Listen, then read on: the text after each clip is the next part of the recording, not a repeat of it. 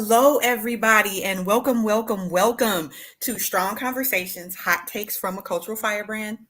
As usual, it is me, your host, Carolyn Strong. Um, as a lot of you know, I have been out of commission because I got injured, had to have, the $6 million bionic ankle situation happening, still recovering from that. But kind of giving everything that is going on in the world right now, I had to kind of pull myself together, quite literally, and have this conversation with the always wonderful, always gracious Dr. Tiffany, just talking about how to talk to our children about yet another incident of racialized violence. Welcome, Dr. Tiffin. As you know, you are the you expert. So for those of us that have been living under a rock, tell us who you are and what you do. Hi, everyone. My name is Dr. Tiffany Dent. I am a licensed psychologist. I call myself a psychologist for the culture because I center the needs of Black folks in the work that I do. Awesome. So I wanted to have this strong conversation today because I've been seeing just some things out there with parents and teachers that just don't know what to do anymore. Most recently, I do want to take a moment to kind of hold space and send condolences to the family of Tyree Nichols, who was the most recent unfortunate victim of racialized violence at the hands of law enforcement in this country. So my heart does go out to his family and to his loved ones and those that have had to bear witness to those things. But in that, because of technology and how technology has been proliferated over the years, now everyone bears witness to these things. And it does impact us whether we know it does or not. And these are things that children are also witnessing. So one of the questions that's been coming up and that I've kind of been seeing out there is, how do we have these conversations with children? So I am an educator. I am not a mental health expert. And y'all know I'm gonna stay in my lane always. So when we start talking about questions about mental health, I'm gonna step aside and I'm gonna let experts in to have those conversations. So I do just kind of want to ask some questions for the parents out there, for the teachers out there, just to talk about how we safely have healthy conversations, because our goal is always to do no harm. And I know sometimes in the interest of trying to do right, we don't always get it right. So I just want to put us in the best position to get it right. So I guess what I want to start off saying is that, there was a time in the past where with like Rodney King, that was just one incident of racialized violence at the hands of law enforcement that just happened to be recorded because somebody just happened to have a camcorder with film in it and it was charged. It just, all those things just happened to line up for the world to bear incident to that incident, or to bear witness to that incident. And when you were talking to people about it, it was that whole bad apple thing. Well, this is just one incident and it was just bad apples. But now it's almost like clockwork. Several times a year, if not sometimes several times a month, we are seeing these incidents. So we can no longer just explain this away as bad apples or one-offs. So I guess this is why these conversations become so important. How do we now begin to approach this, since that's just over there, that is no longer an option? And first, I want to say, I know that some people are going to try to say this last incident was not racialized violence because of the color of the officers who were primarily involved. However, when we're talking about racialized violence, it's the idea of that this racial group is experiencing this because of their race, right?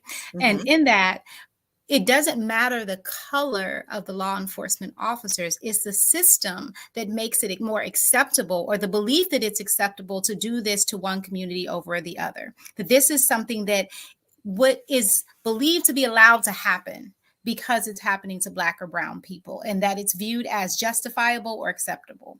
So we want to kind of make sure that we're clear on that. As it relates to beginning to have this conversation, the difficulty has been that society doesn't want to acknowledge that this happens. There is this investment in denying racism and denying systemic racism and denying that institutions, some of them were established for the purpose of oppressing communities of color. And so we've been able to get away from having this conversation for so long because we don't want to have the conversation. We don't want to acknowledge it. It took one school shooting for schools to put a whole system in place, curricula in place to talk about how do you deal with school shootings, to plan for what do students do when it happens. Here's how parents should have these conversations. And then those get brought up every time a school shooting unfortunately happens, because society wants to say that that is something that just is not justifiable. And so when you put a spotlight on racialized violence, we have to begin to have this conversation about racism and how it shows up for Black children, and how that results in vicarious racial trauma and stress. Because when our children are looking at these, they realize that this is how society sees me, that society justifies killing people who look like me, and I have to justify existing. That it's not enough that I'm a kid and I should be allowed to be a kid. I have to prove that I'm a kid that deserves not to be murdered. And so just even coming from that and knowing that this is something that can happen to me, because this is, when we're looking at these are various situations. We have people sleeping in their beds in their homes, right? We have people coming from the grocery store, in terms of racialized violence, getting Skittles. We have a kid playing in the park in Cleveland, Ohio. We have people selling loose cigarettes. We have people at traffic stops, things that are so Well-being checks. well-being checks, right? We have people who are either doing minimally wrong things that don't result in death, or just living their lives. And this still, then we hear this outcry from society telling our children that their lives do not matter.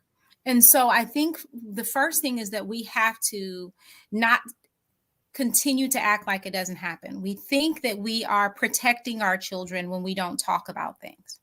But instead, when we don't talk, we make it seem like it's acceptable or it's not important. So when our children are sitting here with all these feelings and fears, that first we need to acknowledge that they're seeing it on TV. If they're on social media, people are posting about it. They're hearing about it in schools and in the streets. If you even turn on the radio, they're replaying the videos, the audio from the video, so the Oh, children wow, I cannot didn't know escape. that. Yes, I was listening to the news and they were playing the audio. Oh, So wow. even if you're saying, I don't want to watch this, I don't want to be exposed to this, it's showing up. And Can we so the just, first, can I just put a pin in that for just yes, one absolutely. second? Because there's also some divide about watching it, and you did an Hmm. awesome op-ed situation about that. Hmm. And I do kind of want to just say, if you don't want to watch it, that's okay. Hmm. And you don't have to. So, And my thing is, for children, I don't recommend it, because sometimes we do one extreme or the other. We have mhm. parents who say, I'm going to have my child totally avoid it. And when we have the child totally avoid it, even though the world around them is talking about it, it makes it appear as if it's either not important, their feelings are not valid, or it's justifiable, because we're leaving our kids to figure out why it's not being talked about in home. Or we go to the other extreme and we show it to them. So we expose them to trauma purposely Mm. and as a lesson. And my thing is always, as specifically Black people, we know these things happen. We don't have to watch them to prove that they happen. And when we hear the emotions that are occurring, it's, I'm angry, I'm frustrated, I'm helpless, I'm traumatized, I'm anxious, I'm fearful, all of these things. And do we purposely normally choose to expose our children to things that we know are going to make them fearful, anxious, feel helpless? We usually choose not to. I was If going we to can say, help no one runs around going, come here and lick this lead wall. it. And so we know that our kids may be exposed to it, but sitting them in front of the screen and saying, hey, I need you to watch this so you know what trauma, what racialized violence looks like, we can have the conversations and say, what have you heard? Have you heard about this? Or even beginning, if they haven't, say, well, let me tell you what's happening, and say it in age appropriate language. And then ask them, do they have questions? How do they feel about that? What does that bring up for them as a Black child? And we want to do it in that way. So what in this case, what would age appropriate language look Mhm, like? So if I'm talking for somebody like me who's having a conversation with mhm, a grown adult 21-year-old about this mhm. and a 7-year-old. So yeah. I Um know every time. so let's say that we're in that littles space, Mhm, that third and under, or even mhm, four. Would four be considered littles? For this mhm. example, we're going to say fourth grade and under. Okay. What does appropriate language, and when you're talking about something like this, look and sound like? And I think I would say, ask them, have you heard about what happened to the Black man in Memphis that was killed by police? And if they're like, oh, yeah, I heard about it, you ask them, what did they hear? And so that would guide your language. If they said they didn't, you would say, well, you may hear about this. We've talked before about sometimes people, adults, who are supposed to keep us safe, choose not to keep us safe. And instead, they choose to hurt us. And sometimes that seems to happen more because of what we look like, because some people don't seem to think that we matter as much as other people. And so there was another incident of someone being killed by police, when he was for at a traffic stop. And so you may hear about that, and that those police officers have been arrested at this point in time. And we're just waiting to see what happens next. But you Okay. often will ask the children, because sometimes they'll tell you when you say, have you heard about this? Oh, yeah, because they're in playgrounds, they're listening adults. And, one of the things is sometimes, adults around them, we forget that the kids are there. They're supposed to be in nap time. They're supposed to be coloring. They're supposed to be working on something. And we start watching and talking about, and they're listening. So I always want to ask them, what have you heard? And then I ask them if they have any questions. And usually those questions come up with, why do people do this to us? The questions are, is this going to happen to me? Um, are they going to be in trouble for this? So you want to be able to honestly answer the questions. Um, because sometimes we want to, and you just do it matter of factly, because sometimes we want to go into you just matter of factly. So if someone says, why do they do this to us? I don't know. Sometimes people seem to think that they can do things to Black people that they can't do to everybody else. And that's sad, because that's not right. Um, are they going to get in trouble? Right now, they've been arrested, but we don't know what's going to happen because they have to go to court. Is this going to happen to me? I hope not. And I'm going to do everything I can to keep you safe. But we also know that everybody who's there to keep you safe is not always going to keep you safe. And so we need to talk about what that's going to look like. And how would you know? Now, that's definitely the conversation for the parents to have. Mhm. Is there a space for teachers to have these conversations? And what does slash should that space look like? I think it depends on what state you're in, right? Because Oh, right. in Okay. some states you can't mention Black Good point. history. You can't Right. mention anything that has to do with Black people. So depends on the state you're in. In Um, the states where it's still legal to have those to have conversations. conversations, to have books in your classroom. Um, I think one of the things would be, when the students come in, doing a check-in and seeing how they're feeling, because in asking them, have they been hearing what's been happening in the news, and just kind of doing a feeling check-in with them, and talking about, depending upon the age of the children, you want to talk about safety, and that everybody deserves to be safe. That's and acknowledge that sometimes when people are supposed to be the ones who keep you safe, they don't, and that's a problem. But acknowledging their fear, and making space for it to be okay to be anxious, and to try to calm some of those fears within that classroom. I think the struggle is, in the current environment, for educators, having really authentic conversations when students are talking about issues of systemic racism and police brutality may get you fired. I was gonna Um, say you got to choose between walking in your truth and feeding your family. Absolutely. And so I think, the thing is that, and depending upon the age of the students, you may have students talk about that, feeling helpless and feeling like police officers get away with killing them. And in those situations, you talk about that all children should have the right to live and feel safe and feel that those who are there to protect them really do protect them. And when that doesn't happen, that is never okay. And I think that's that space that educators can exist in and keep their jobs. And that piece notwithstanding, what advice do you have for allies in the classroom? Because I don't, I, if you're coming into my classroom and I am your teacher and you feel this way, do I not address it because I don't look like you? Do Mm-hmm. I do I just kind of hold space and open up the floor for you to kind of express how you feel to me and to each other, and I just kind of tacitly step back? Like, what does that look like? I think the struggle is that there is this often sometimes inclination to go into few bad apples, not everyone, and come from this place of your interactions with others and the privilege of being who you are and inhabiting the body that you do. And so when people are saying, we hold on to the wrong words when students start talking about always or they never, those absolutes.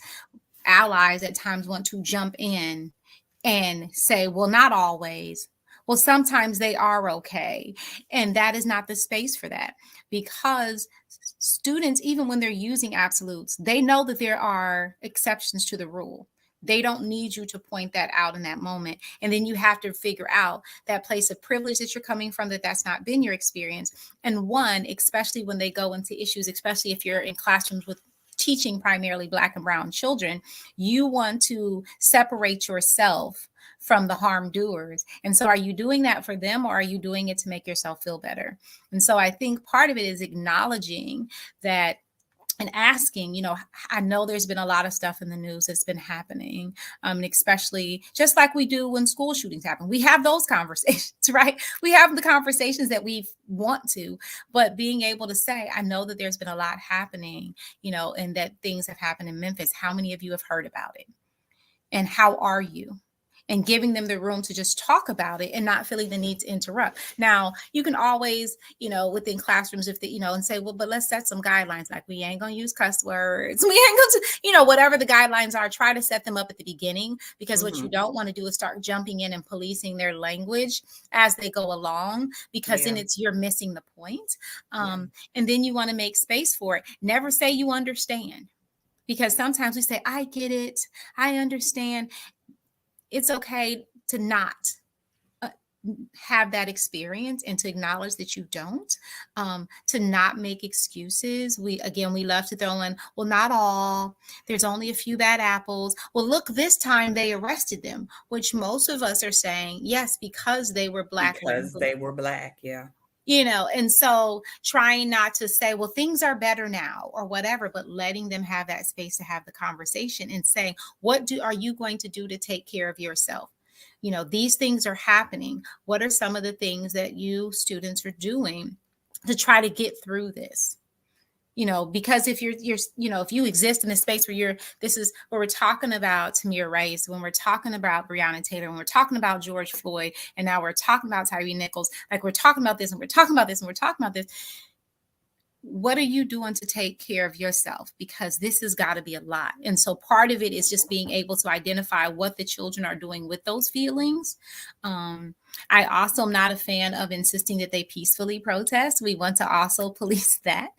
So we want to jump into telling them how they're supposed to manage it versus what is a way that you are addressing this that is good for you, that's not going to be more harmful for you. Because it's sometimes, especially with our lack of emotional maturity, because they're children, it's not always that thinking it all the way through, but helping them to identify that there is something that you need to do with these feelings to be okay in a society that's not okay for you right now. Okay. I have one more question, and it uh, flew away. But I think that that kind of covers it. Mhm, Here it is. It's back. What school districts, just again, from an educator perspective, mhm, I've made my stance on what the silence says known mhm, very, very clearly. But mhm. from a mental health perspective, which is not the same, what does that silence say? The silence says your feelings don't matter. The silence says your reality is not reality. The silence says that this is not a big deal. The silence says get over yourself. The silence says we don't care about you or your experiences. And that's what silence says to these children. And we do that on the things that we don't want to deal with. There are issues that happen within. We weren't silent on Ukraine. We were not silent on school shootings. We are not silent on elections. We're not silent on a whole bunch of stuff, but we are silent on this because we don't want to deal with it. And sometimes it's the silence is those reasons. Other times is we don't know what to do.